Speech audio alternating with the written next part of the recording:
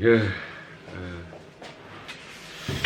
80장인데요. 80장은 노자 도덕경 가운데서 굉장히 유명한 경문이라서 다들 아실 것 같아요. 그래서 이제 이게 소국가민이라고 주로 말해지는 것인데, 이것을 어떻게 볼 것이냐, 뭐 이게 노자가 생각하는 어떤 이상적인 공동체의 모습인가, 뭐 이런 논의들이 학계 안에서는 많아요. 제가 이 80장을 가지고 연안 박지원의 허생전에서 나오는 허생의 섬과 이 소국가민을 비교한 논문도 썼는데, 실은 허생전 안에 허생이 이 섬을 찾아서 가서 산적들, 도적들 2,000명을 데리고 공동체를 꾸리잖아요.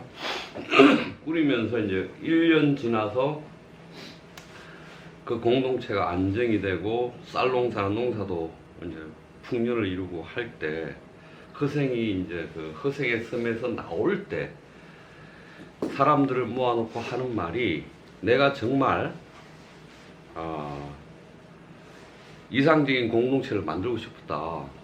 그래서 옷은 어떻게 하고, 뭐 모자는 어떻게 하고, 행동근이는 어떻게 하고, 이렇게 다 생각했는데 그게 아니다.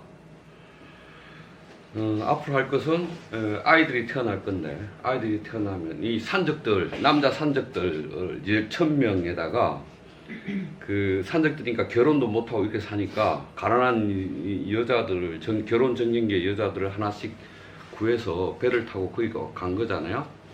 그래서 1년이 지났으니까 이제 아이들이 태어날 텐데, 하루라도 먼저 태어난 아이를 형님이라고 부르고 밥은 오른손으로 먹게 하고, 그것만 부탁해요. 그렇게만 해라.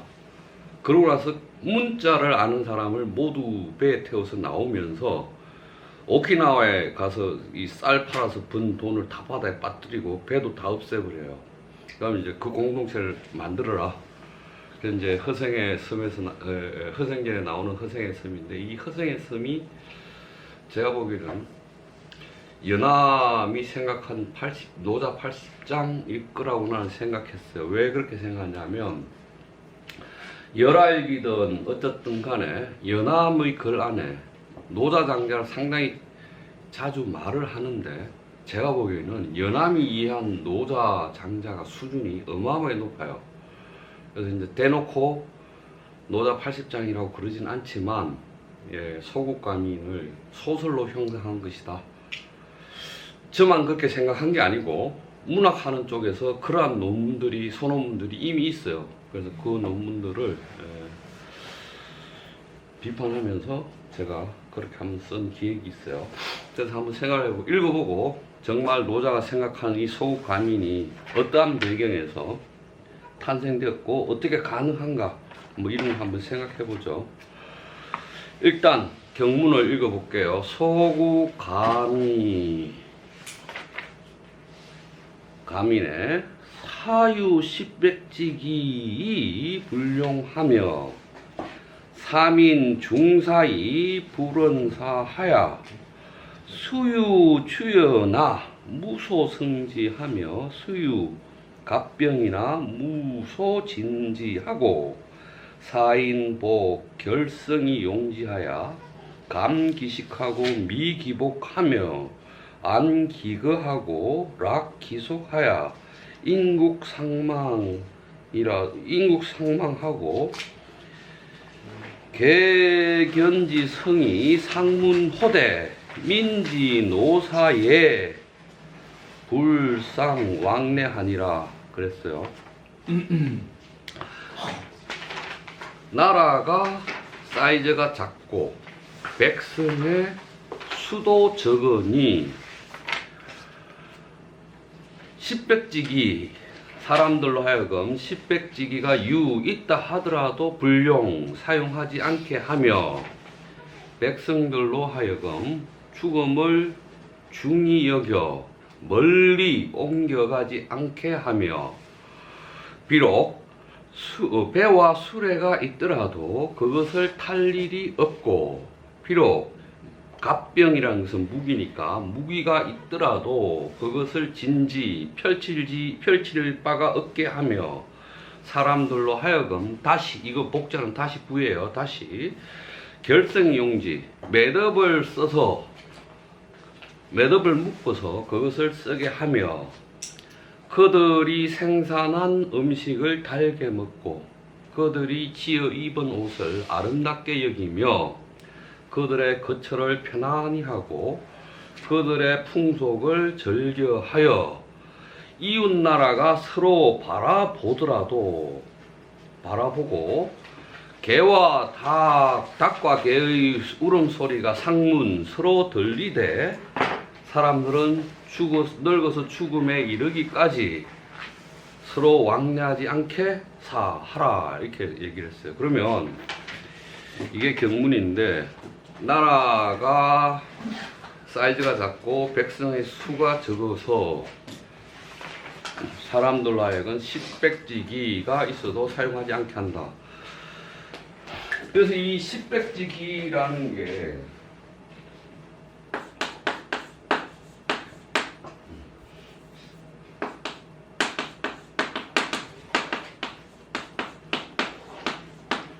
이게 도대체 무언가에 관한 논쟁이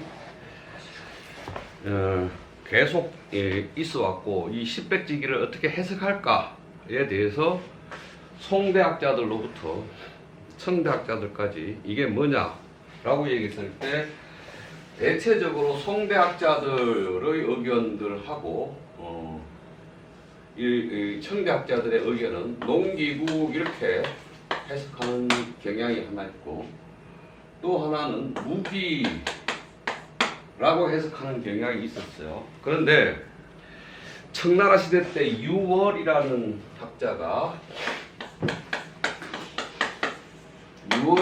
사람이 이 십백지기란 여러 고대의 문헌을 다 끌어와서 그 고대의 문헌에 따라서 이 십백지기란 군대의 편제가 10하고 100이고, 이게 10이고 이게 100이니까 곱하기 하면 1000이잖아요. 1000명의 군대 규모 사이즈가 공동으로 사용하는 무기라는 것을 밝혀내요. 그러면 1000명 정도가 사용하는 무기예요. 공동으로 사용하는 무기. 그렇다면 시키다 십백지기 1000명의 사람들이 공동으로 사용하는 무기가 있다 하더라도 불용, 쓰지 않는다, 그렇게 해석하고요. 그 다음에 3인 중사, 백성들로 하여금 죽음을 무겁게 생각해서 멀리 옮겨가지 않게 한다. 그 다음에 주여나 그랬으니까 배와 수레가 비록 있지만 그것을 탈 것이 없고, 갑병 무기가 있지만 그것을 펼칠 것이 없으며, 4인 부결성이 용지하여 사람들로 하여금 다시 실에 매듭을 묶어서 그것을 사용하게 한다. 그때 여기서도 결성이 또 이제 문제예요.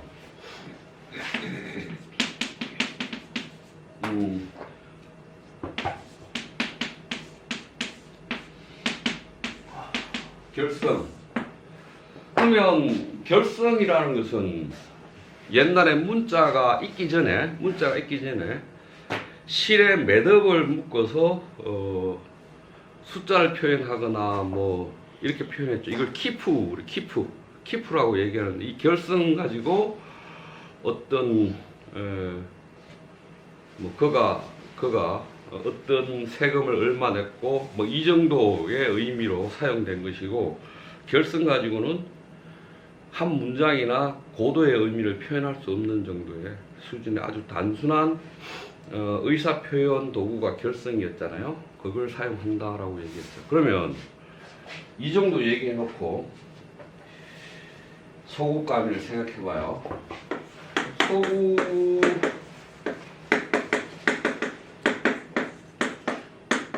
소국 가민 그러면 소국 가민이라고 했으니까 이 소국 가민의 사이즈를 한번 보세요. 사이즈를 생각하면 작은 나라의 적은 수의 백성이라고 그랬는데 그 인구가 얼마 정도 되면, 그러니까 고대 중국, 그러니까 춘추 전국시대, 춘추시대 이전에는 나라의 규모를 재는 기준이 만성지국, 천성지국, 백성지국 그렇잖아요. 만 대의 전차를 낼 수 있는 나라, 1000대의 전차를 낼 수 있는 나라, 100대의 전차를 낼 수 있는 나라. 이게 이제 국가의 사이즈란 말이에요. 그러면 생각해보세요. 전차라고 했으니까 전투에 사용되는 전차잖아요. 그걸 10,000대를 낸다는 것은 천자국이잖아요. 천자국이고 제후국 중에서도 1000대의 전차를 낸다. 그러면 사이즈가 굉장히 큰 제국이란 말이에요. 그러면 전차 한 대에 사람이 마차예요, 마차. 전투용 마차. 몇 명이 필요해요. 몇 명이 사용하고 몇 명이 할 수 있는 거예요. 5명에서 10명 어? 정도지 않을까요? 얼마? 5에서 10명. 그렇겠죠. 자장군, 우장군 뭐 옆에다가 그 따라가는 사람까지 하면, 그러면 천성지국은 몇 명이 되는 거예요, 숫자를? 10,000명. 10,000명이나 뭐 그 정도 되겠죠. 10,000명. 10,000명 이상이 되겠죠.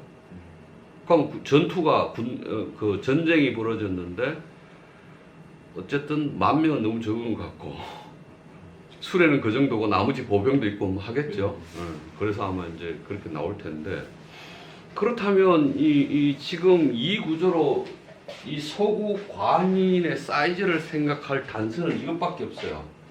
십백제기.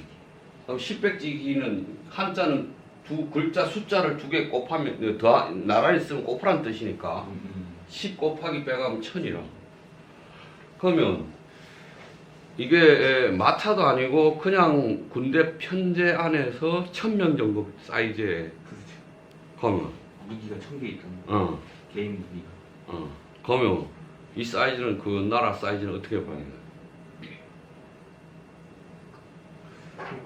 군대 말고 또 일반 백성들이 있을 거 아니에요? 그렇죠. 그러니까 이게 1000명이라서 1000명만 있는 나라가 그렇죠. 아니라 군대가 저 사이즈가 그렇죠. 있고 일반 백성들이 있고. 그러면 이제 이 1000명 곱하기 한 10 정도로 하면 1만 명? 만 명? 정도. 3만 명? 3, 4만? 아이들도 있고. 그러니까 다 치면 그렇게 되겠죠.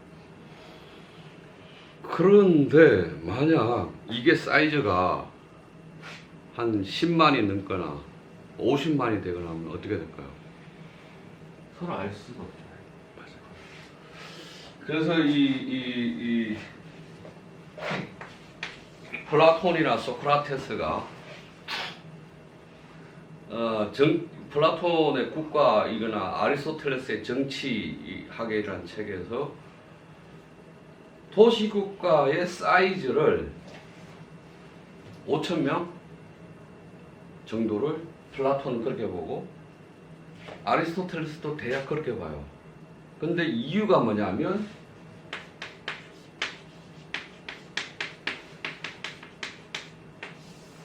그의 이름은 모르는데, 그가 정확한 이름은 모르는데 그가 어디 살고 뭐 하는 사람인지를 아는 정도 사이즈가 5,000으로 5,000으로 보는데, 그럼 여기서 5,000명은 18세 이상 성인 남자만 말하니까 18세 이상 성인 남자. 그러면 이 폴리스는 곱하기 한 7이나 8이나 10을 한다 하더라도 5만, 아니죠. 6만 요 사이겠죠? 5, 6만 이 정도 사이예요. 그래서 실제로 그리스의 폴리스들 중에서 가장 강력한 스파르타나 아테네가 가장 번영할 때 30만이었어요. 다른 폴리스는 다 5만 미만이에요. 그러면 이제 다시 18세 성인 남자를 시민으로 할 때 5,000명이라고 하면 민주주의를 이룰 수 있겠죠. 그죠? 근데 이제 이게 아니라 한 사람도 배제되지 않는 남성과 여성 동등하게 민주주의를 이루려면 사이즈는 얼마나 돼야 돼요? 그 사회학자들이나 인구학자들 조사에 따르면 2,000명 미만이라고 해요. 2,000명 미만. 2,000명 미만이어야만 남자든 여자든 완벽한 민주주의 시스템을 구축할 수 있는 게 2,000명 미만이라고 지금 얘기하잖아요. 그래서 레비스트로스 같은 사람은 또는 레비스트로스나 또 유명한 인류학자 누구죠? 미국 사람. 그 사람들은 북아메리카 원주민이든 그 지구의 허파가 어디죠? 아마존의 원주민이든 완벽한 민주주의를 이루는 부족들을 가면 한 부족의 숫자가 2,000명이 넘지 않는다는 거예요. 2,000명을 딱 유지한다는 거예요. 그래서 2,000명이 넘으면 부족을 쪼개서 나누거나 영아 살해, 뭐 피임 이런 방식을 해서 항상 2,000명 정도를 유지한다는 거예요. 그래서 2,000명 정도가 민주주의를 이루는 사이즈라는 거예요. 그래서 이제 그런 생각들을 가지고 이제 노자의 소국 가민의 사이즈를 생각한다면 힌트는 이것밖에 없어요. 10백지기. 그러면 성인 남자가 1,000명이라면 거기에 딸린 사람들 뭐 이렇게 한다면 적어도 많아봐야 얼마겠어? 아까 이상민 선생님 계산했는데 얼마였어요? 3만 명? 3만 명, 4만 명, 2만 명, 3만 명? 예, 그 정도일 거예요. 그럼 그 정도 사이즈인데 그러면 이 소국 가민이 중국 역사상 가능한가? 중국 역사상에 이게 승립할 수 있는가? 춘추시기든 춘추말이든 전국시기든 간에 이 공동체가 가능할까? 계기가 있을까? 이렇게 될 계기가 있어요. 우리는 흔히 이 전국시대를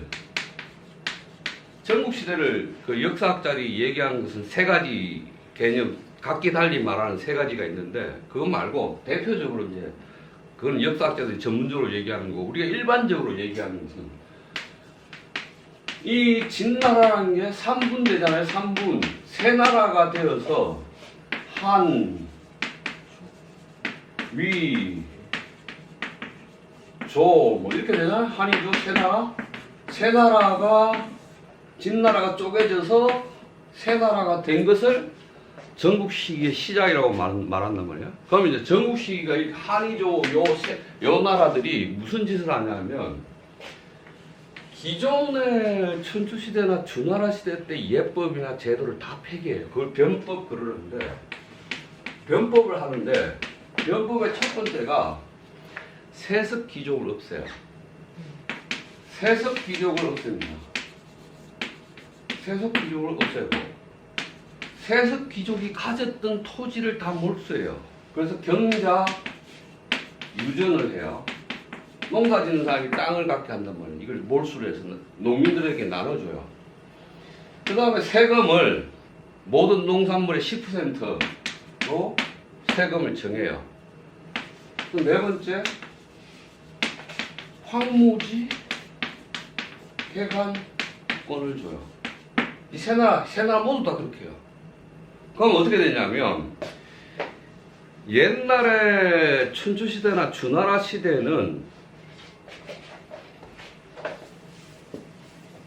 농사를 어떻게 짓냐면 성이 이렇게 있잖아. 성벽이 있고 성이 집들이 이렇게 있을 거 아니에요. 집들이 이렇게. 그래서 성 주변에도 집이 있을 거 아니에요. 이렇게 있어요. 그러면 농번기가 되면 그러니까 봄이 되면 농사 짓는 사람들을 성에서 데리고 가요. 가서 이걸 전농이라고 하는 사람인데 이 사람이 니네는 어떤 작물을 심어라. 그래서 땅을 지정해줘요. 땅. 여기서 너는 콩을 심으라. 니네는. 그러면 이 사람들이 여기다가 움막을 짓고 사는 거예요. 움막을 짓고 사는데 이 운막 안에는 여러 식구, 그 성에 있는 여러 사람들이 같이 왔잖아요. 같이 왔으니까 거기서 뭐 그 안에서 나이 많은 사람이 이런 사람에 의해서 운막 생활을 해요. 그 안에서 축제 벌어지고 뭐 연애하고 다 한다고 해요. 그러고 나서 이제 추수가 끝나면 다시 성으로 돌아가요.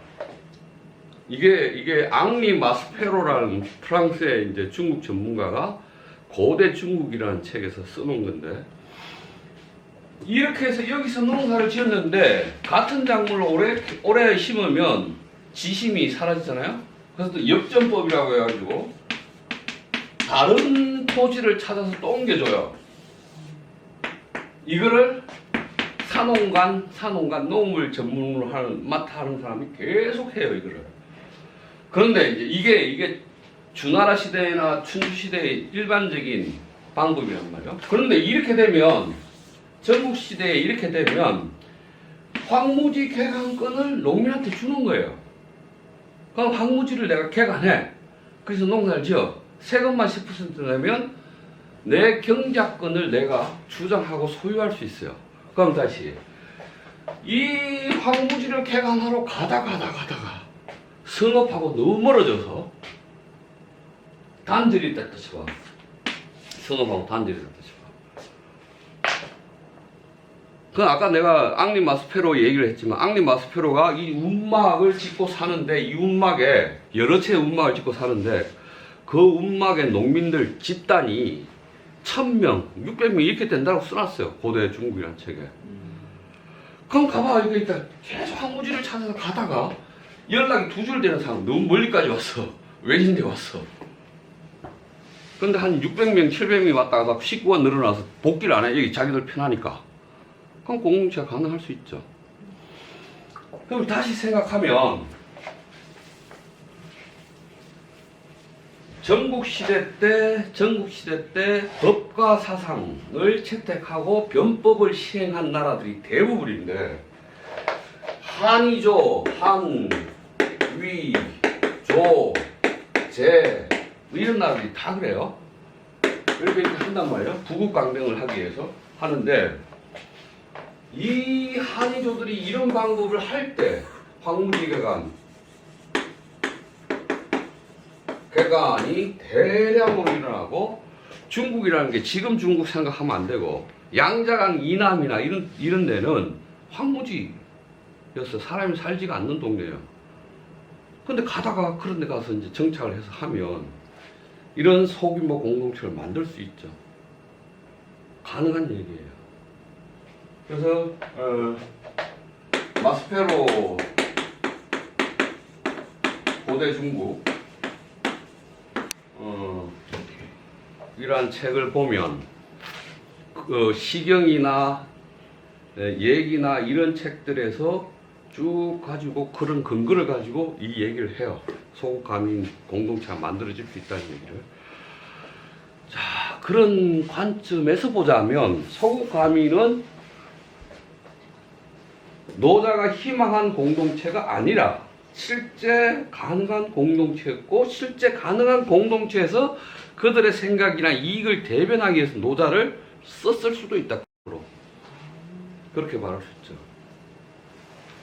그래서 제가 선생님 그 신문에 실었어요? 네. 아니 그 허생의 섬. 허생의 섬. 우리 카톡방에도 제가 이렇게 올렸는데. 아, 그 신문에 나왔어요? 네네. 그 신문에 허생의 섬. 네. 신문에 허생의 섬이라고 제가 그 노자 80장을 가지고 쓴 글이 있어요. 그거 보시면 돼요. 그래서 이제 그 정도를 해놓고 한번 읽어보죠. 다시 처음부터 이제 경문 읽고 왕필의 주석을 가지고 얘기를 해봅시다.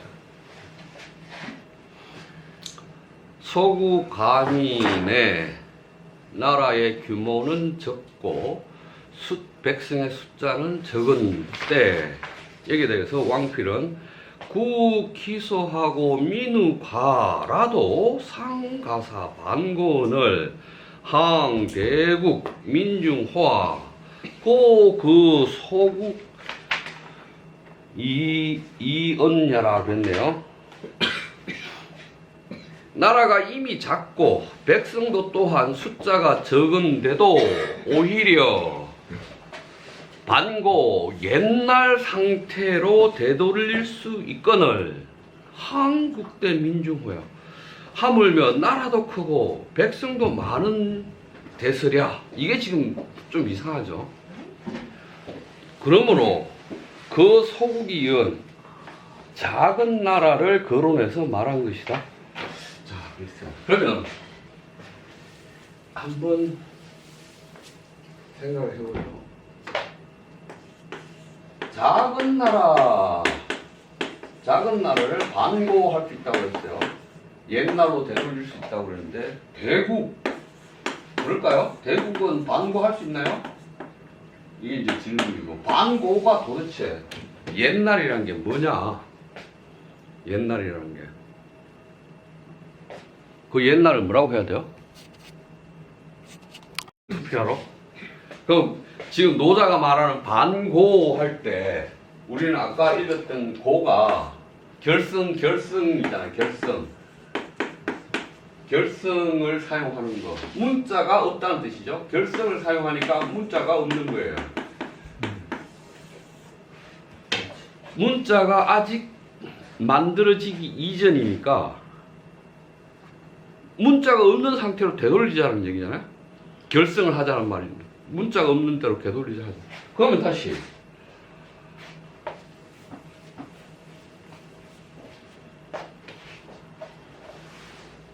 문자가 있는 것이 아니라 문자가 없고 결승을 사용하자, 문자를 없애자라고 얘기하는 것은 어떤 의미예요? 문자를 어찌 봐야 돼? 레비스트로스는 슬픈 열대인가요? 거기에서 중국이 고대에 그렇게 어마어마한 제국을 만들 수 있었던 것은 문자 때문이다. 거대한 제국, 고대 중국, 문자 때문인데, 이 문자는 어떤 역할을 하느냐?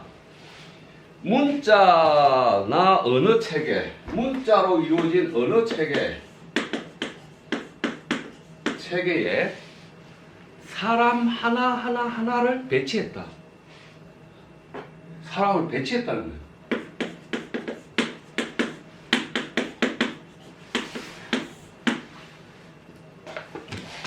이렇게 할 수 있었기 때문에 고대 중국은 거대한 제국을 이룰 수 있었다라고 말해요. 그러면 다시 문자나 언어 체계라는 것은 디퍼런시얼 시스템, 차이의 체계나 다름의 체계잖아요.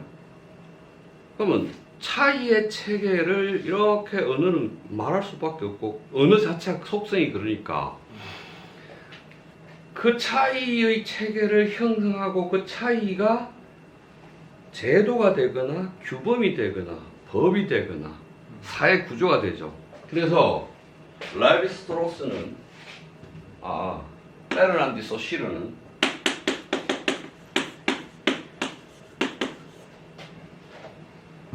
일반 언어학 강의, 일반 언어학 강의에서 언어학은 음과 문법, 음소를 연구하는 것이 아니라 언어학은 한 공동체의 제도, 규범, 가치를 연구하는 게 언어학이다라고 언어학 정의를 바꿔버리죠. 왜냐하면 랑그라는 거, 이 문법 체계, 랑그라는 것은 차이의 체계고, 파롤, 우리가 지금 말하는 이 순간순간에 파롤이라는 것은 내가 이 랑그의 차이, 문법적 차이의 체계에 들어가서 그걸 선택해서 내가 지금 이렇게 말하니까 나는 이 랑그의 차이의 체계에서 벗어날 수가 없죠. 그래서 소시르는 그렇게 얘기하잖아요. 언어 구조가 사회 구조이고 제도이고 규범이고 법의 체계이다. 그래서 우리는 언어 규범 여기에 갇혀 있더라고요. 왜냐하면 생각을 우리는 언어로 하잖아요. 그래서 이 규범 체계에 갇혀 있고 이걸 갖다가 이후에 락항이나 이런 사람은 우리는 담론의 포로이다. 우리는 담론의 회로에 갇혀 있다. 미셸 푸코도 우리는 담론의 포로야. 락항은 우리는 담론의 회로에 갇혀 있어. 그래서 락항이 얘기하자면 우리는 타자의 타자를 욕망한다고. 주체가 없다고. 우리는 주체라는 거 없어. 우리는 은하들 타자이지 주체라는 거 없어. 타자의 타자성은 뭐야? 사회가 만드는 제도나 규범이잖아요. 근데 내가 막 열나게 공부해서 서울대학을 가서 서울대 졸업한 다음에 삼성에 들어갔어. 그건 내가 한 거야? 내가 하고 싶어 한 거야? 사회가 그거를 잘하는 거고 그거를 출세라고 생각하니까 난 그걸 한 거야. 이 대한민국의 담론에 내가 갇혀서 담론이 시키는 대로 열심히 했어. 그건 내가 생각한 거 아니야. 내 의지가 한 게 아니야. 사회의 요구에 따라서 난 한 것일 뿐이야. 그 담론에 풀어줘. 담론에 갇혀있죠. 그래서 소시르는 이렇게 말해요. 신이라든지 형이상학이라든지 데카르트가 말하는 선천관념이라든지 플라톤이 말하는 이데아라든지 이런 것들은 없다. 거기에 대해서 사망 선고를 내리자. 우리는 의미를 언어의 차이를 통해서만 확인할 수 있을 뿐이에요. 그래서 해처론이 탄생한 해처론. 근데 이 구조 소시르나 레비스트로스도 해처론 인류학자니까 언어의 구조가 거대한 제국을 만들고 그 제국을 만들어진 그 언어 체계 그 언어 체계 거물망에 사람 하나하나를 다 배치해서 제국이 작동되고 한다고 얘기할 때 레비스트로스는 남비콰라족이라는 종족을 얘기해. 남비콰라족. 이 아마존의 남비콰라족이 있는데 이 남비콰라족은 완벽한 민주주의를 해요. 규모가 작아요. 이 부족은 작은데 선교사가 온 거야. 선교사가 와서 부족장한테 영어를 가르치는 거야. 그러니까 사람들이 문자가 뭔지를 모르는 사람들이 그래서 이제 이 추장이 막 언어를 쓰는 흉내를 내고 뭐 메모하면서 막 사람들한테 얘기하니까 사람들이 다 도망갔어. 숨었어. 그러고 나서 나중에 다시 그 추장 부부 가족을 추방했어요. 그 공동체 안에서. 그 상황을 두고 레비스트로스는 뭐라고 얘기하냐면 남미카라족 사람들은 문자가 가진 정치적 힘이나 권력적인 요소들을 알았다라고 말해요. 그렇게 써놨어. 그럼 다시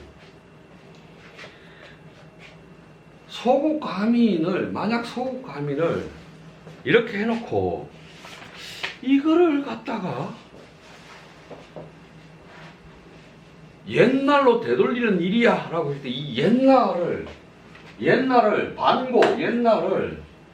이 80장 안에서 찾아볼 결성을 사용하는 거야. 결성을.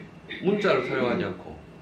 그러니까 문자가 없는 공동체로 되돌아가는 거죠. 그러니까 문자가 없는 공동체로 되돌아간다는 것은 그것이 무엇을 의미할 수 있겠어요? 지금까지 현대 철학자들, 언어학자나 뭐 인류학자나 이런 사람들 얘기를 가지고 거꾸로 되돌아보면 위계나 이게 없는 어쩌면 완전한 민주주의가 되는 그래서 연암이 허생의 섬에서 문자를 아는 사람을 모두 데리고 나오잖아요. 문자를 아는 사람을 모두 데리고 나오면서 다 산적들 글자 모르고 막 아무도 모르는 사람들이 살 때 자기들끼리 공동체를 꾸려가야 되는데 그럼 그 공동체를 꾸리려면 어떤 방식의 공동체가 제도가 탄생될 것 같아요? 그 제도는 문자가 없어.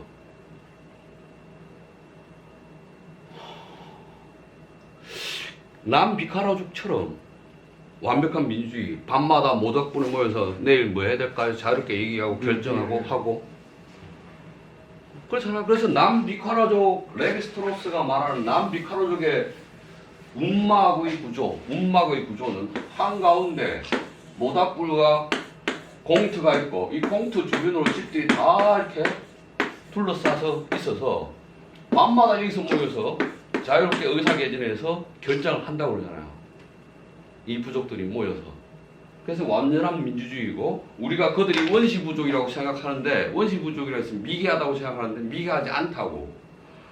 완벽한 민주주의를 이룬다고. 그러면 완벽한 민주주의를 이룬다라는 말을 그들도 부족장을 직접 민주주의 방식으로 뽑고 그들을 따르고 한다는 말이죠. 그러면 우리는 지금 남비카라족만 얘기하는데 그러면 직접 민주주의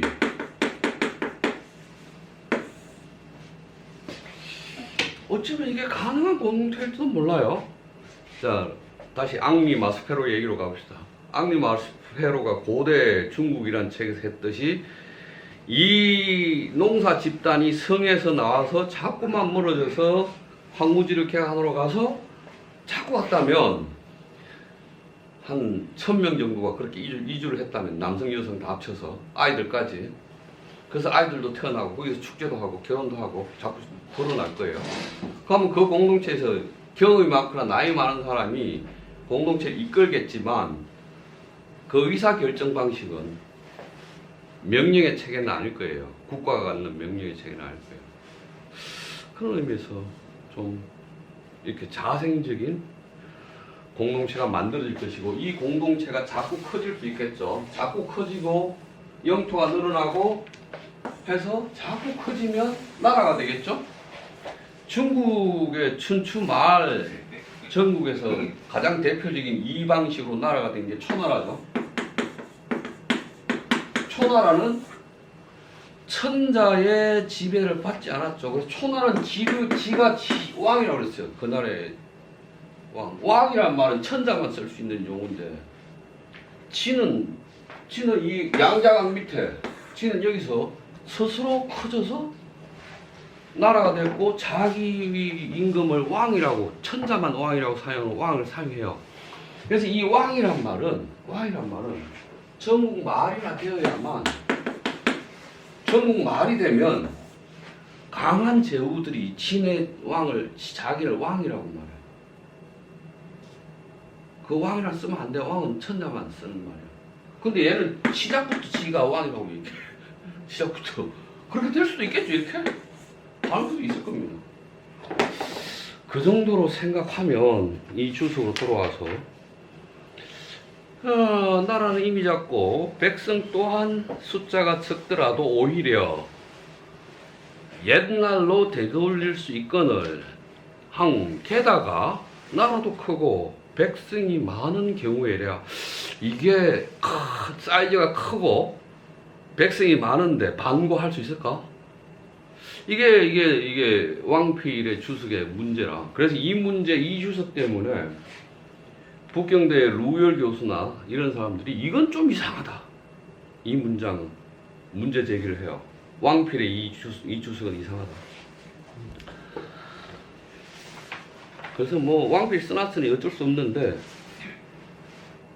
지금 가령 미국과 같은 사이즈의 나라를 옛날로 되돌린다는 게 불가능하겠죠. 그래서 작은 나라를 거론하여 말한 것이다. 이렇게 주석했고요. 그 다음에 사유 10백지기 불용하고 10백의 무기가 있더라도 사용하지 않으며 이제 왕필의 주석을 볼게요. 언사민 수유 10백지기라도 이 무소용이니 하환 부족이요 그랬어요. 말한 것이다. 무엇을 말했냐면 백성들로 하여금 10백의 무기가 있더라도 쓸 바가 없게 하니 뭐 무기가 부족하다고 무슨 근심을 하겠는가? 이 정도 얘기했고요. 사민 중사이 불언사 백성들 하여금 죽음을 무겁게 생각해서 멀리 옮겨 다니지 않게 한다. 주석 볼게요. 사민불용하고 유신시보하며 불탐화래라 그랬네요. 백성들로 하여금 무기를 사용하지 않고 오직 자신의 몸을 보배로 삼으며 재화와 뇌물 내자예요. 뇌물을 탐하지 않고 않게 하니 그러므로 각각 그 거처를 편안히 하고 죽음을 무겁게 생각해서 멀리 옮기지 않게 한다 그랬네요. 그 다음에 사유주여나 비록 배와 수레가 있지만 무소성 그것을 탈 일이 없고 수유갑병이나 비록 무기가 있지만 또는 군대가 있지만 무소진지 그것을 펼칠 일이 없으며 사람들로 하여금 결성이용지 매듭을 묶어서 사용하게 하고 감기식 그들이 지은 농작물의 음식을 팔게 하고 그들이 만든 옷을 아름답게 여기며 그들이 거처하는 것을 편안하게 하고 그들의 풍속을 즐겨하여 인국상망 이웃나라가 서로 바라보이고 닭울음소리 개울음소리가 서로 들리더라도 사람들이 늙어 죽을 때까지 서로 왕래하지 않는다. 여기에 대해서 왕필의 주석은 무소욕구라. 욕이라는 것은 뭐 탐내다. 탐내어 구할 바가 없기 때문이다. 그러면 이제 자족이네요.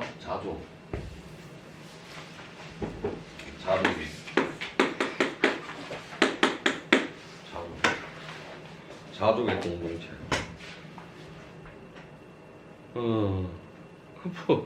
모르겠어요. EBS에서 저기 뭐 아프리카나 어디 가서 공동체 이거 찍는 거 보면 뭐 요만한 뭐 짐승 하나다가도 뭐 밤새 죽기 하고 놀던데 그런 것을 의미하는 것인지 잘 모르겠네요. 어쨌든 지금 이 소국가민의 공동체는 지금 이런 상황이에요. 그러면 생각해 보자고요. 그 전 세계에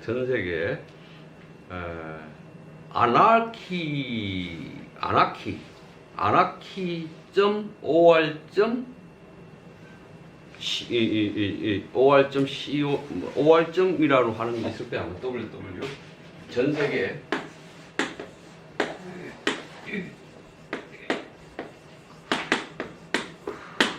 anarchy.org 여기를 들어가면 전 세계 아나키즘의 자료들을 다 모아놓고 논문들을 다 모아놨어요. 거기 가보면 노자를 아나키의 최고의 경전으로 떠받치고 있어요. 그래서 이 아나키즘 그 홈페이지에 들어가면 그 무료로 다운로드 영어 논문 뭐 다 다운로드 받을 수 있어요. 그래서 이 노자를 가지고 아나키즘 관점에서 접근해서 쓴 서양의 논문들은 다 얻을 수 있어요.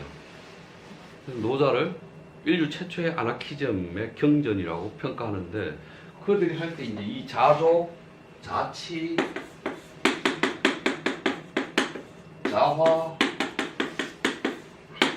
이런 개념들이 노자에 가장 잘 구현되어 있다. 이게 아나키즘의 원리인데 가장 잘 구현되어 있다라고 그들은 말하죠. 그래서 제가 보기에는 노자의 이 80장은 소국가민은 가장 잘 읽은 사람, 잘 해석해낸 사람은 연암 박지원 같고 연암 박지원의 허생전에 나오는 허생의 섬이 소설로서 이 80장을 연암이 구현해 보려고 하는 그런 작품이 아닌가라고 생각해요. 여기까지 하시고 질문 있으면 질문 받을게요. 율동의 율도국 같은 것도 그 내용은 없지만 끌고 이렇게 가는 그런 것도 뭐 비슷한.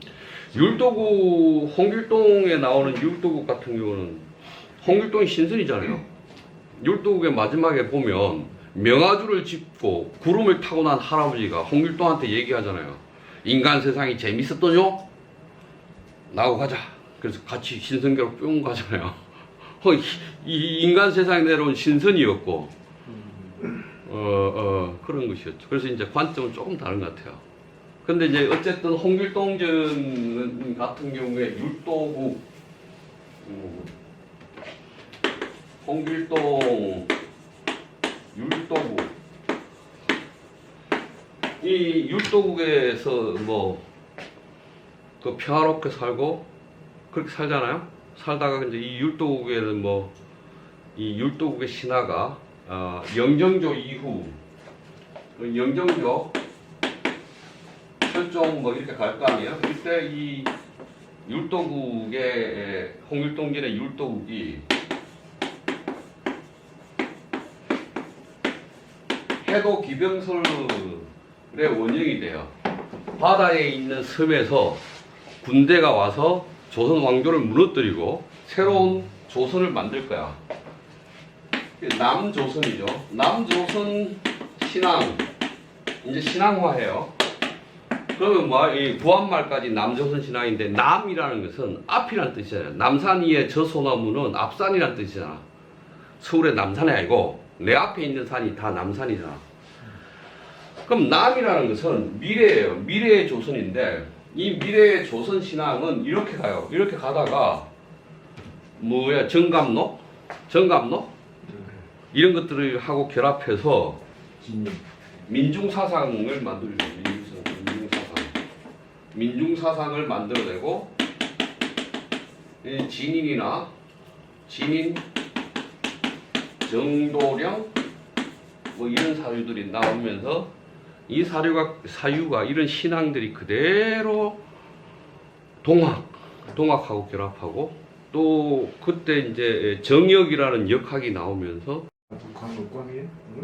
아니. 그러니까 이제 어쨌든 이렇게 가면서 이 사상이 이렇게 흘러가서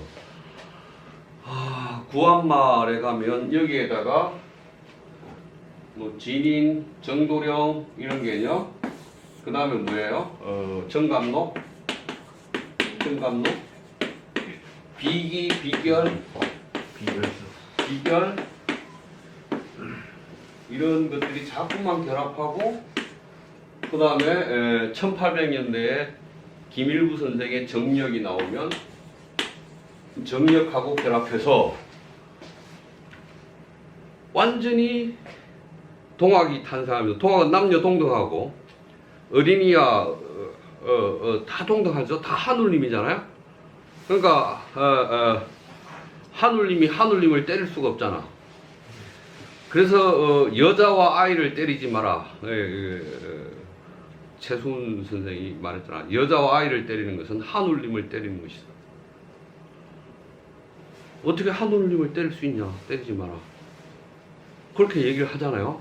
그렇게 하면서 동학이 이제 남녀 평등과 이런 걸 완전히 지금 지향하는 새로운 나라를 지향하는 그런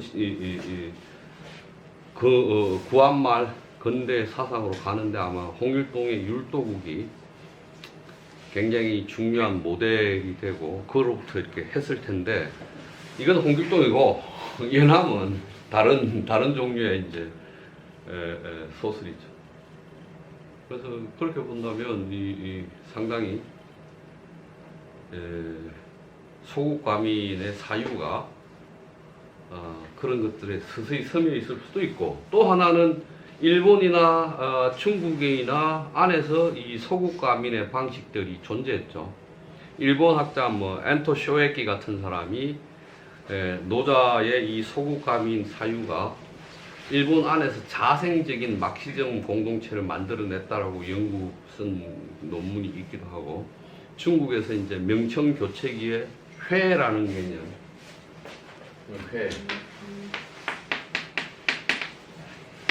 회라는 것을 만들어서 양명자파 사람들은 남녀 동등, 남녀가 같이 교육받고 하는 공동체를 꾸린 경우도 있죠. 근데 그런 공동체들도 다 이 소국과민의 영향 아래 있다고 말하죠.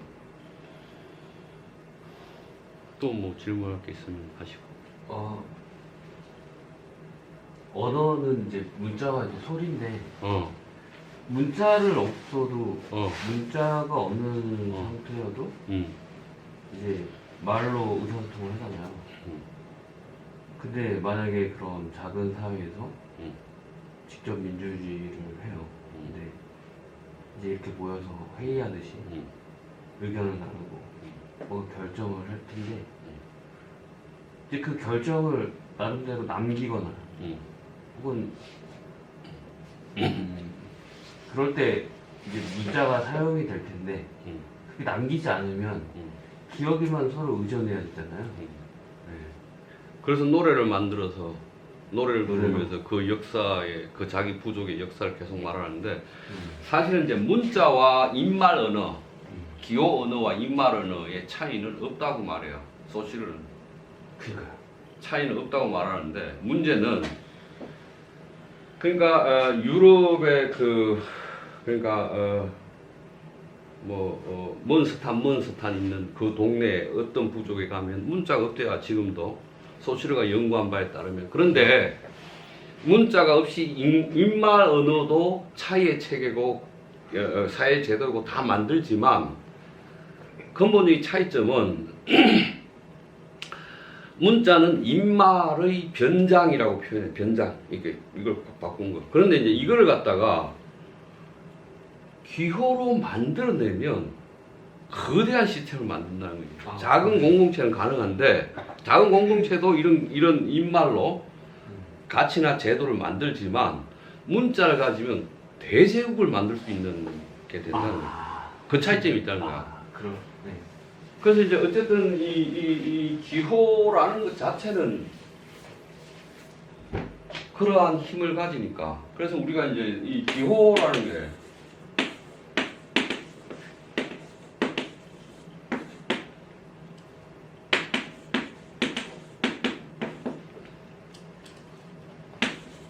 시그니피에 시그니피앙, 기의 기표 뭐 이렇게 결합하잖아요. 그런데 소시르는 기표와 기의 결합은 본질적이고 필연적이지 않다고 그래요. 임의적이라고 해요. 임의적. 그러니까 분리될 수도 있고 어떠한 필연적이고 본질적인 게 없다라고 얘기하죠. 그래서 언어는 계속 이거는 바뀌어간다라고 얘기해요.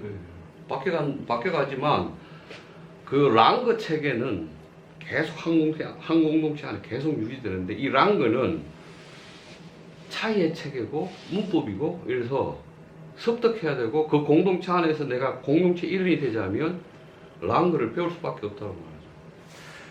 아니 그 소시르 얘기로는 그러면 뭐 말로 하는 말도 기호 체계고 그게 권력 체계고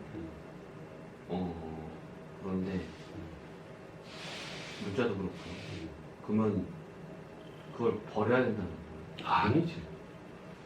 그러니까 소시르는 기호의 체계라는 것이 이 사회의 질서나 구조를 만들기 때문에 그러한 언어학적 관점 안에서 구조가 차이를 만들고 진리를 만들고 그렇죠. 차이를 발생한다고 얘기해요. 그 유명한 게 뭐 파리발 디종행 뭐 열차 얘기하고 있잖아. 그러니까 파리발 디종행 열차가 밤 7시 반에 가는 게 파리역에서 디종을 가는데 그 열차가 열량이고 승무원이 20명인데 파리발 디종행 열차가 7시 반에 가는데 3칸이고 승무원이 5명이라도 파리발 디종행이라는 거야. 그렇죠. 뭐냐면 체계라는 거야. 체계이기 때문에 그 체계 안에서 일어난 차이지. 이게 이제 파리발 디종이 아니고 내가 프랑스 도시 이름을 모르니까 어떤 걸 가는 역이 있단 말이야. 다른 역 도시 이름 하나 대봐. 아는 게 있나? 프랑스 파리는 내가 얘기했고.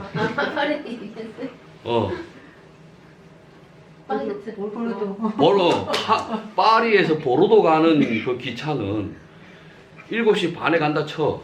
그러면 파리에서 디종하고 파리에서 보르도 가는 건 차이라는 거야. 이 차이가 의미를 생성하는 것이지 파리에서 디종 가는 7시 반 밤 기차는 그게 10칸이든 3칸이든 승무원 20명이든 5명이든 전 차이가 없다는 거죠. 차이는 이 시간표, 기차 출발 시간표가 차이를 만드는 거. 이 차이 시스템이 랑그라고 말해요.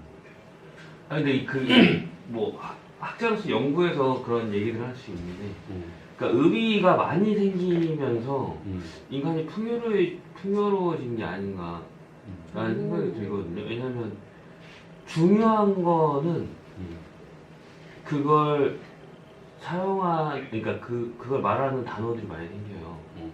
그러니까 벼라고 하면 벼와 관련된 뭐 매벼, 찰벼, 그 다음에 나락, 뭐 이상, 뭐 용어가 굉장히 많이 우리 옛날 명태로 북어, 뭐 황태 뭐 이렇게 많이 생기잖아요. 그 언어가 많아지고 그 순기능으로 뭐 권력 구조나 사회 체계나 이런 것들을 인간을 개발하고 그렇게 기능도 있지만 풍요로운 것을 만들지 않았나.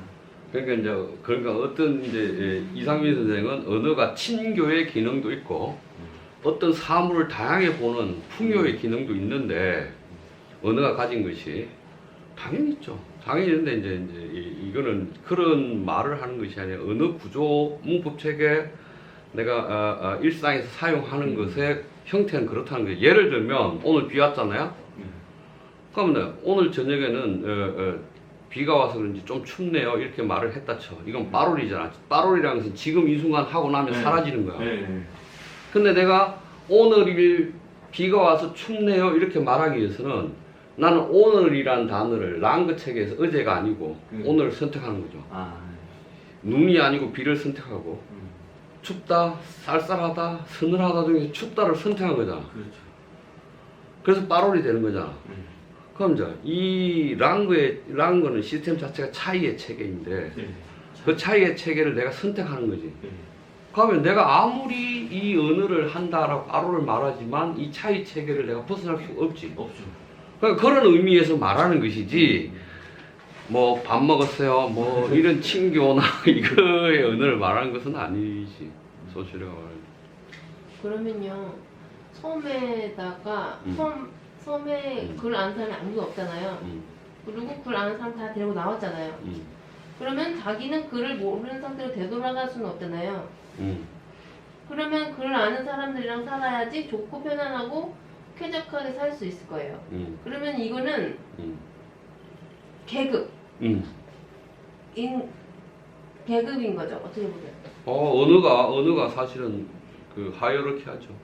거기에 대해서도 난 여기서는 못 살겠다 하고 나오는 사람들은 이 공동체랑은 다른 계급이기 때문에. 그러니까 아까 말한 네네.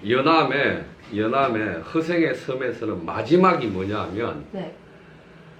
허생이라는 사람이 책만 몇십 년 앉아 있다가 마누라한테 맨날 구박당하고 이러잖아. 그러다가 돈 빌려가지고 장사해서 그런 거잖아.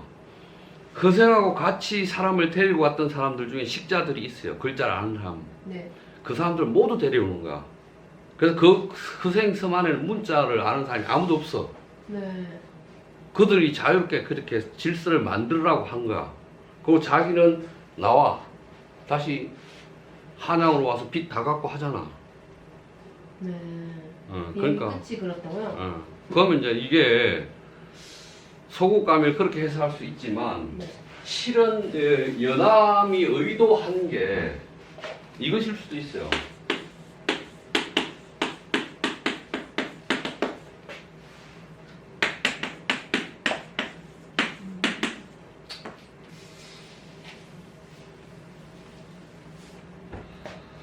노자 1장에 무명은 천지의 시작이잖아요. 천지지 시. 만물지 뭐잖아요. 만물지 뭐. 그래서 이 유명이 극에 이르면 복귀 업무법.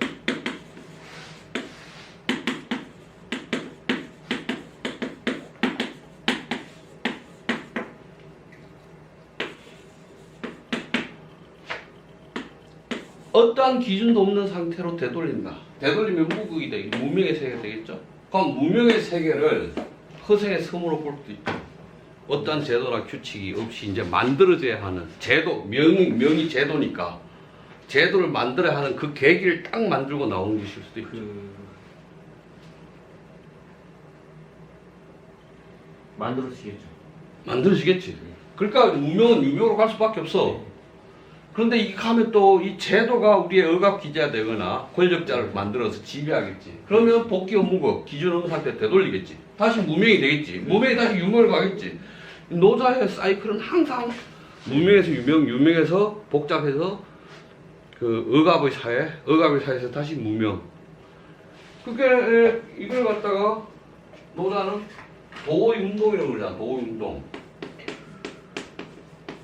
근데 그 도주동. 자연의 이치가 항상 유명하고 무명이 반대잖아. 그럼 이 반대 상태가 도의 움직임이고 이 극에 이르면 움직일 수밖에 없지. 그 반대로 그런 건가요? 무명하고 유명은? 반대로 보지. 그래서 이 반자 도지적 할 때 이 반은 이렇게 해석하잖아. 반. 되돌아갈 반. 근데 이게 되돌아갈 반이 아니고 이 상태와 이 상태가 극한으로 반대되거나 하면 도의 작동이 일어나.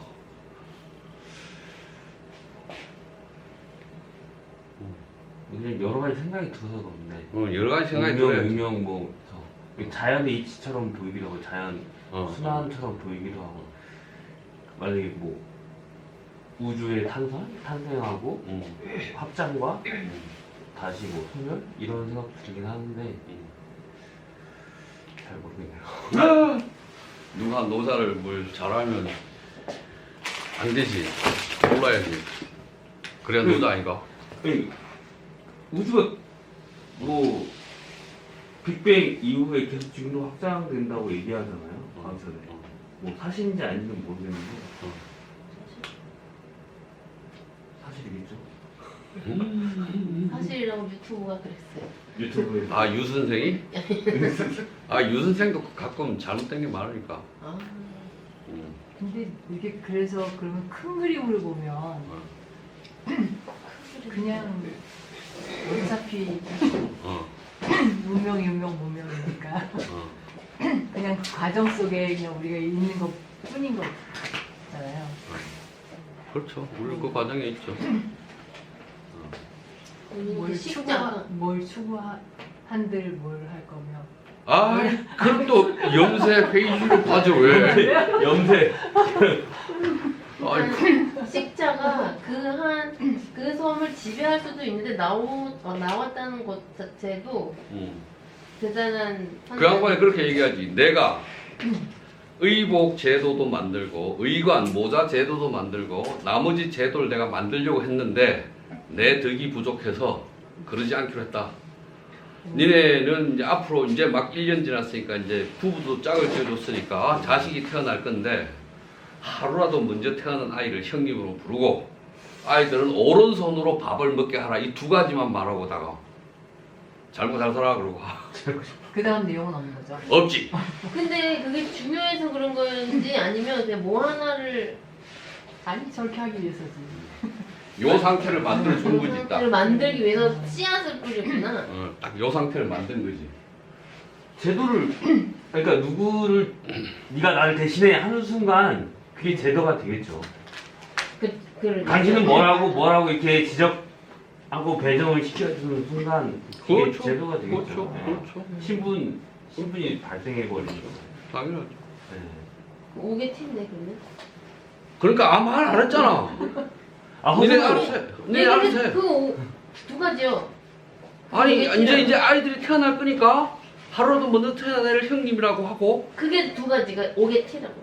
아이, 그건 맞죠. 아 말을 그건 안 해야지. 맞죠. 그것마저 안 했어야 된다. 아, 그렇게. 밥을 오른손으로 먹든 먹든지 왼손으로 말든지. 먹든 네. 뭐 떠서 먹든 네. 이렇게 먹든 네, 네. 다른 질문 없어요? 재밌다. 여기까지 하시죠. 감사합니다.